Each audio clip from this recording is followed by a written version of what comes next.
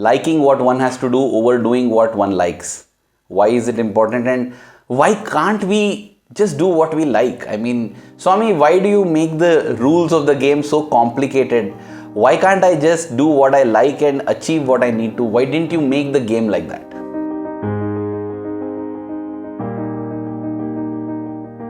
The answer, though I have theoretically understood it, I say theoretically because if I have really understood it, then that's it, my life is done. If we understand even one teaching of Swami completely, we don't need anything else. But theoretical understanding helps. It has helped me, and that is what I will try to convey here. One of those discourses, we are blessed with something very beautiful. The Radio Sai app that is there, the discourse stream especially. Can you believe it? We, with the click of a finger, can tune into the divine voice of Bhagwan. Swami is speaking to us. There are more than 800 to 900 discourses in which Swami has answered everything, available at a click of a button. We just have to click the discourse stream and it starts. And many times when I am not feeling so good, I just do that. And I know for sure that somehow Swami answers me, and every time that is the answer. So one day when I clicked like this, I don't recollect which is the exact discourse, but Swami was saying, let me tell you the story of a boy. I thought, okay. And Swami said, this boy, he wanted to study and get good marks. So he kept praying to Swami, Swami, please give me good marks. Give me good marks. Let me get good marks. And Swami said, I blessed him. He got very good marks. But he wasn't happy. Very soon he came to me and said, Swami, by your grace I got good marks, but what is the use of the marks if I don't get a good job? Please get me a good job. Let me get a good job. And Swami said, I blessed him. He got a good job. He was very happy. But that happiness lasted only for a little while. He soon came back and he said, I'm not getting a promotion in my job. Let me grow. I need to grow. If I don't grow, what is the use? I need to get a promotion. Swami, please get me a promotion. And Swami said, okay, I blessed him. And when I blessed him, he got a promotion. And now he was very happy. He was earning well.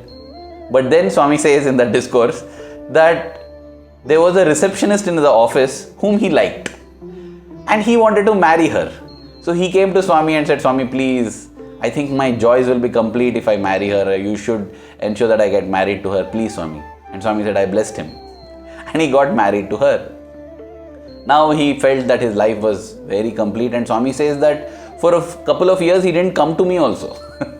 See, this is also something that happens. We forget God in times of happiness. And we think of Him only when we are in difficulty. In fact, the great Saint Kabir Das says this very beautifully in a poem. He says, Dukh mein sumiran sab kare, sukh mein kare na koi. Meaning, in times of sadness, everybody thinks of you. In times of happiness, nobody thinks of you. Jo sukh mein sumiran kare, dukh kahe ko hoi. Meaning, if there is someone who thinks of you in times of happiness, will he or she ever have a sad time? No? That is the beautiful couplet, Doha by Kabir Das. So Swami said that this boy didn't come back at all for 2 years. And after that he comes back and says, Swami, we have been trying to get a child, we have not had a child. Swami just bless us with one child and it will be so wonderful. Swami said, okay, I blessed him, he had a child. Again after 2 years he came and said, Swami, you want one more child? Swami, I want one more child. And Swami said, I blessed him. All this Swami is telling in the discourse. And then Swami says, after he got the second child, again he didn't come to me for so many years. And when he came after 5 years, he came and said, Swami, life is so difficult. Swami, I don't want anything. Give me one small place in the ashram. I just want to stay here. And as Swami told and narrated this story, I was thinking, Swami, you might as well be telling my own story. And I'm sure everyone's story is this. It goes on and on. The reason why we can't do what we like is because we ourselves don't know what we like. We don't know what is it that gives us happiness. And that's why we keep asking, we keep changing. If we know for sure what is it that gives us happiness, and if we ask, Swami will give. Swami has granted so many of us, so many of our wishes, yet we aren't happy. We aren't happy at all. And that's why, Swami says in one of his discourses, Adugakuve o manasa, meaning, oh mind, don't ask. Because Who is the one who is liking and not liking? It's the mind. It's the mind. We are not the mind. We are not the body. The body being happy or the mind being happy doesn't make us happy because we are not the body and mind. Swami knows this truth, and that's why he says don't ask. Because you'll never be fulfilled. You'll never feel peace. You'll never get happiness. You'll only have wasted your time and energy. Swami would in fact say emphatically, shut up. I will give you what you need. In fact, Swami also says, in the beginning I give you what you seek, so that one day you will seek what I have come to give. Swami has come to give us the greatest.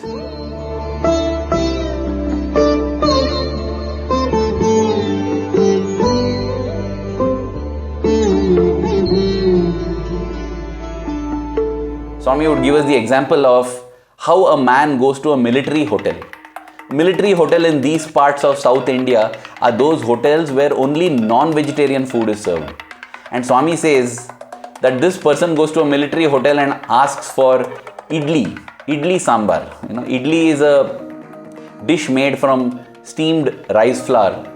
So Swami says where he will not get it. The waiter laughs and says, are you a madcap? Didn't you see the board outside which said military hotel? How then are you expecting to get vegetarian food here?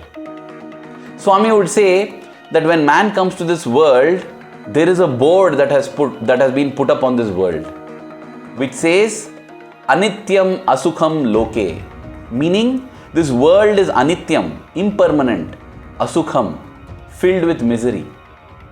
A world which is impermanent and filled with misery, you come in that and seek happiness. How will you get it? You will not get it. Swami says that when you come and order for happiness here, the same question would be asked of you. Are you a madcap? Didn't you see the board outside which says this is anityam and asukham? Because happiness is only in union with God. And whether we know it or not, whether we believe it or not, Swami is all the time working to ensure that we get that union with God.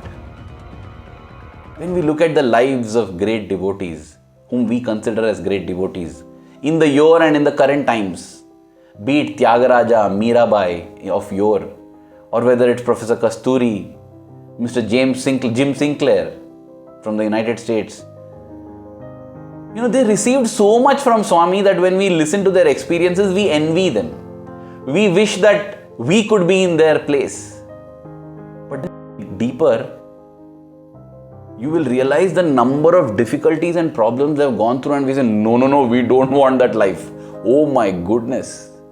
Yet how they faced it.